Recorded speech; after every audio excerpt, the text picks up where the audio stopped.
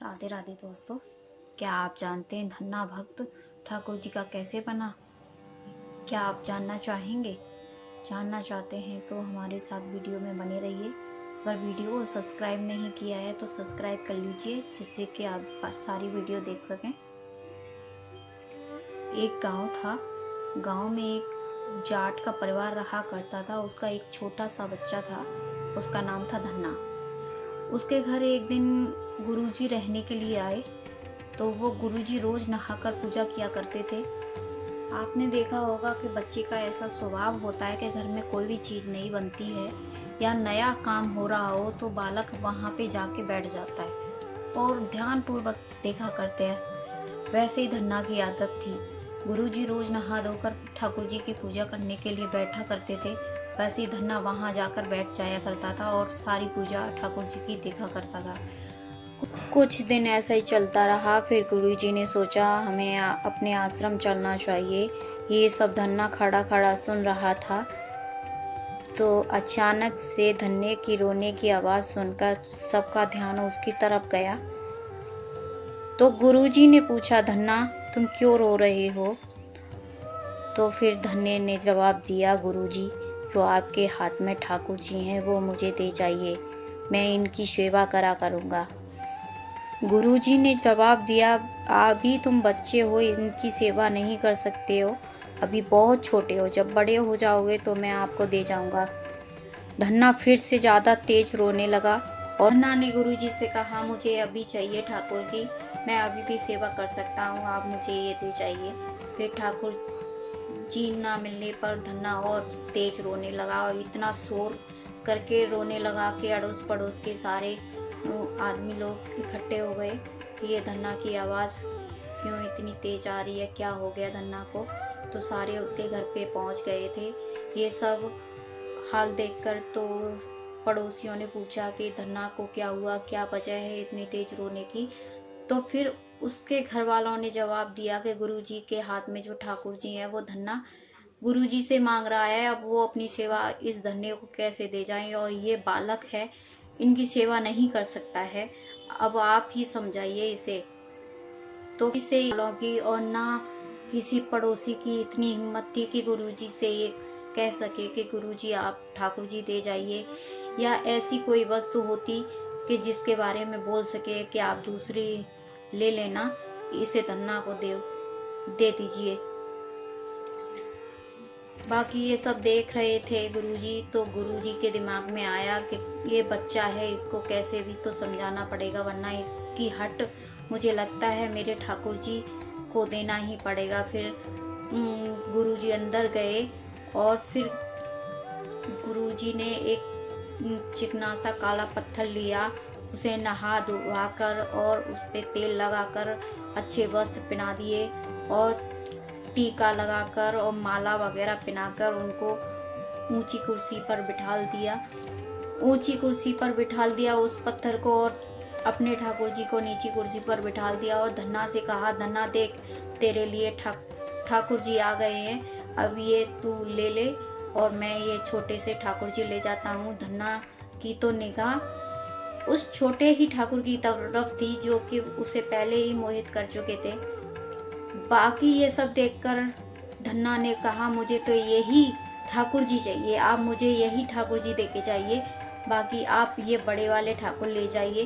फिर गुरुजी ने जवाब दिया कि ये तो फिर चक्कर में पड़ गया हूँ, अब क्या किया जाए। फिर गुरुजी ने अपना दिमाग लगाया और गुरुजी ने कहा कि धन्ना देख, जो ऊंची कुर्सी पर बैठे हैं वो राजा ठाकुर हैं और जो नीची कुर्सी पे बैठे हैं वो सिपाही ठाकुर हैं। अब तू बता तुझे कौन सा चाहिए, सिपाही ठाकुर चाहिए या राजा ठाकुर चाहिए। अब बच्चे को तो हमेशा बड़ी ही चीज चाहिए होती है, इसीलिए धन्ना ने कहा कि आप तो धन्ना की केवल उन्हीं ठाकुर जी की तरफ निगाह थी। फिर धन्ना ने कहा कि अच्छा ऐसा करिए कि आप मुझे छोटे ठाकुर ही दे जाइए।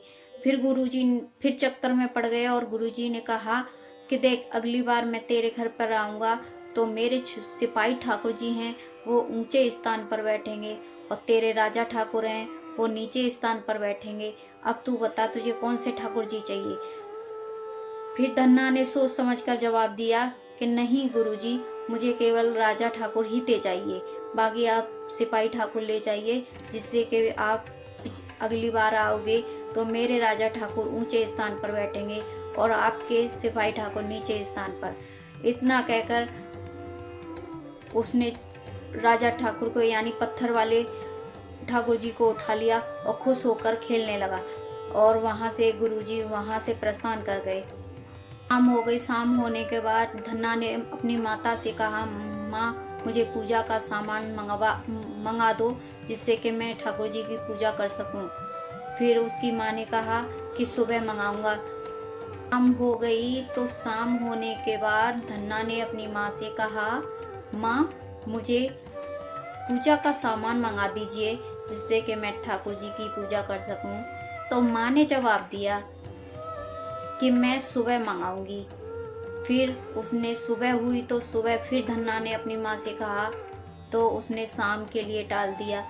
फिर शाम हुई तो फिर अपनी माँ से कहा, तो उसने बोला ठाकुर जी तेरे हैं, पूजा तुझे करनी है, तो इंतजाम भी तू ही कर ले। इतना सुनकर धन्ना बाहर चला गया और उसने कुछ पत्तियां तुलसी की तोड़ी, कुछ फूल तोड़े और ठाकुर जी को ले आया। फिर ठाकुर जी के लिए उसने छोटी सी माला बनाई और ठाकुर जी को नहवाया, सेंट वेंट सब लगाया, वस्त्र पहनाए और उसके बाद उस माला को पहनाया। और उसने सोचा कि सारा स्नान वगैरह वस्त्र वगैरह सब हो गया, अब ठाकुर जी का टीका तो रह ही गया, अब टीका का क्या करूं। फिर बाहर गया निकल के तो उसने देखा कि लाल ईंट टूटी पड़ी हुई थी, तो उसने उस ईंट को पानी में डालकर घिसा, तो उसी का टीका ठाकुर जी को लगा दिया और ऐसे ही पूजा करने लगा। प्रतिदिन ऐसे ही किया करता था, नहा धोकर वो ऐसे ही पूजा किया करता था, पत्तियों की माला बनाया करता था और ठाकुर जी को उस ईंट की ही रोली बना के पूजा किया करता था। जब वो खुद खाना खाता था तो ठाकुर जी के लिए भी एक थाली लगाकर उन्हें भोग लगाया करता था और ठाकुर जी से बोलता था लो खा लो, और उनका जब वो खुद खाना खाया करता था तो ठाकुर जी को भी भोग लगाया करता था। तो उसने एक दिन सोचा कि ठाकुर जी मेरे सामने नहीं खाते हैं, इनके लिए उनका घर बनाया जाए। तो उन ठाकुर जी के लिए उसने एक घर सा बना दिया जिसमें पर्दा थी। वो जब भी भोग लगाया करता था तो उस पर्दे को बंद कर दिया करता था और थोड़ी देर बाद उस पर्दे को खोल के देखा करता था कि ठाकुर जी ने खाना खाया है कि नहीं खाया है। फिर थोड़ी देर बाद बंद करके फिर देखता था कि खाना खाया, फिर नहीं खाया होता था तो उठा के खुद खा लिया करता था। ऐसे ही काफ़ी टाइम बीत गया था और उसके बाद ठाकुर एक दिन उसने सोचा कि मैं जब भी भोग लगाता हूँ या मैं जब भी खाना इन्हें देता हूँ, ये खाना अधूरा छोड़ के चले जाते हैं, कभी खाना नहीं खाते हैं। आज मैं जब खाना खाऊंगा जब तक ये खाना ख़त्म नहीं कर देते, वरना मैं भी आज भूखा सो जाऊंगा, मैं भी खाना नहीं खाऊंगा। तो उसने काफ़ी देर तक इंतज़ार किया। ठाकुर जी ने जब खाना नहीं खाया तो ठाकुर जी की तरफ पीठ करके वो करवट लेकर सो गया। और थोड़ी देर बाद उससे जब छोटे छोटे बच्चे उंगलियां चाटा करते हैं तो चपट चपट की जो आवाज़ आती है, तो उसे थोड़ी थोड़ी कानों में चपट चपट की आवाज़ आने लगी। तो उसने सोचा कि इतनी रात को कौन ऐसे खाना खा रहा है, इतनी चबा चबा के खाना खा रहा है। तो जैसे ही उसने पलटा तो देखते हैं कि श्याम सुंदर सलोना मनमोहक और सर पे घुंघराले बाल और मुकुट बांसुरी धारण किए हुए कान्हा जी दोनों हाथों से खाना खाए जा रहे थे और मुस्कुराते हुए हाथों की उंगलियों को चाटे जा रहे थे। तो धन्ना ने कहा, देखो आप तो बड़े सयाने हैं, मैंने जब खाने के लिए बोला था तो खाना खाने नहीं आए, अब देखो कैसे चपड़ चपड़ खा रहे हो। तो इतना कह के वो खुश हो गए और दोनों ने साथ में खाना खाया। अब उनकी दोस्ती इतनी पक्की हो गई थी कि जब भी धन्ना उन्हें बुलाता था ठाकुर जी को, तब ठाकुर जी बिना हिचकिचाए अपने धन्ना से मिलने के लिए दौड़े चले आते थे। ऐसे ही रोज। फिर कुछ दिनों बाद धन्ना गाय चराने के लिए जाने लगा और ठाकुर जी को नहवा धुआ के तैयार करके अपनी जेब में रख के गाय चराने के लिए ले जाया करता था। और वहाँ उचित स्थान यानी छाए वाला पेड़ देखकर वहाँ बैठकर बोला करता था, आइए अब कोई नहीं दिख रहा है, कोई नहीं देख रहा है, आ जाइए। तो ठाकुर जी चुपके से उसके पास आ जाया करते थे। पास आने के बाद दोनों मस्तियाँ करते थे। वो उसकी पीठ पर, धन्ना की पीठ पर ठाकुर जी बैठा करते थे, कभी ठाकुर जी की पीठ पर धन्ना बैठा करता था। ऐसी बातचीत चलती रहती थी। कई सारे दिन बीत गए, सालें सी बीत गई। उस जो पहले गुरुजी आए हुए थे, उन्होंने सोचा कि जाट के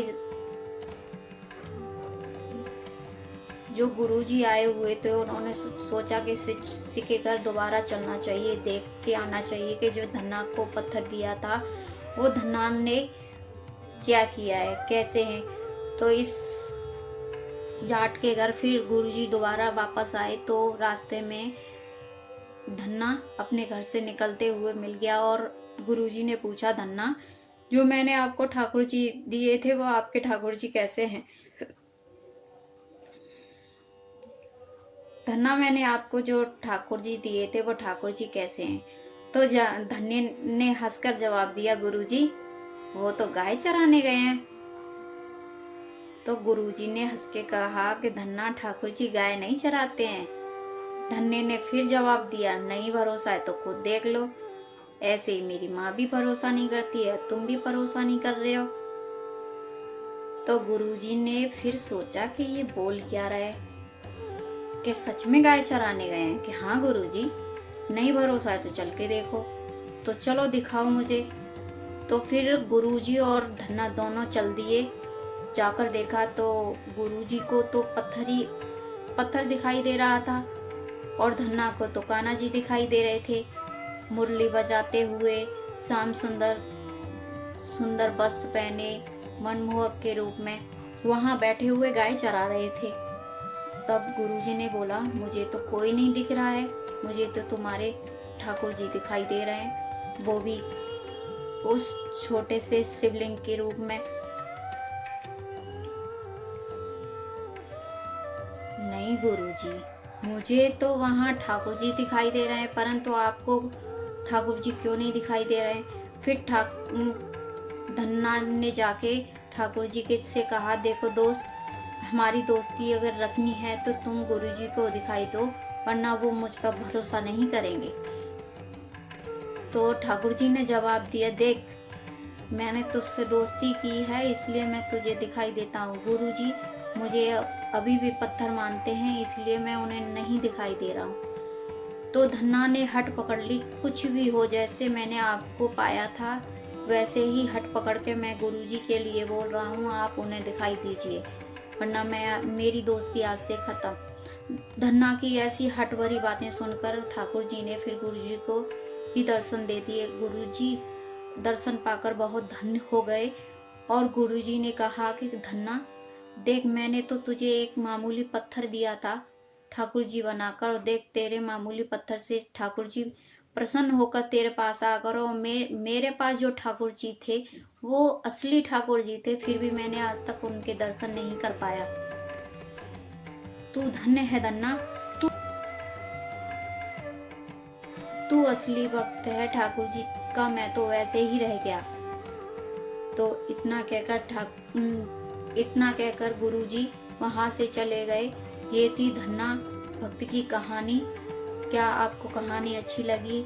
अगर अच्छी लगी हो तो वीडियो को सब्सक्राइब करें, लाइक करें। अगर वीडियो आपको अच्छी लगे,